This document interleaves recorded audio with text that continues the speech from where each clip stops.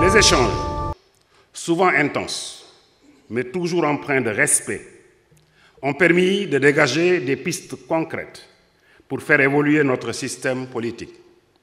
Je salue ici la maturité politique, l'ouverture d'esprit, le sens du compromis et l'attachement profond à l'intérêt général dont chacun d'entre vous a fait preuve.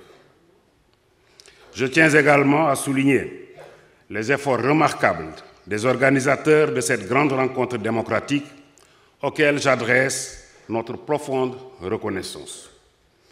Permettez-moi aussi d'adresser une mention spéciale au facilitateur pour son engagement, sa disponibilité et son sens élevé de la responsabilité. Nous pouvons aujourd'hui nous réjouir d'avoir franchi une étape déterminante. Des consensus importants ont émergé notamment sur la rationalisation des partis politiques, le contrôle du fichier électoral, l'encadrement du financement public des partis, l'inscription permanente sur le fichier électoral, la création d'une Cour constitutionnelle, la dématérialisation du processus électoral et enfin la création d'une commission électorale nationale indépendante. Ces avancées sont porteuses d'espoir pour une gouvernance politique plus moderne, plus transparente et plus efficace. Mesdames, Messieurs, sans anticiper sur le rapport général qui exposera en détail les recommandations issues de vos travaux, je voudrais vous réaffirmer l'engagement ferme du gouvernement à veiller à leur mise en œuvre effective. Cet engagement a été solennellement pris par le chef de l'État lors de la cérémonie d'ouverture du 28 mai. Le dialogue national ne doit pas rester un événement ponctuel.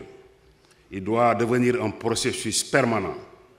Une démocratie vivante exige que l'écoute, la concertation et l'ajustement continu soient des réflexes institutionnels. Continuons donc à dialoguer, à corriger ensemble ce qui doit l'être, car c'est dans ces interactions que se forge une gouvernance politique durable. Mesdames et Messieurs, chers participants, en clôturant cette édition du dialogue national consacrée au système politique, je forme le vœu que cet esprit de concertation, de responsabilité et de construction collective continue d'irriguer nos institutions, nos forces politiques et l'ensemble de notre société. Le Sénégal, une fois de plus, a montré qu'il est une démocratie debout, résolue à avancer par la parole, par l'écoute et par l'action.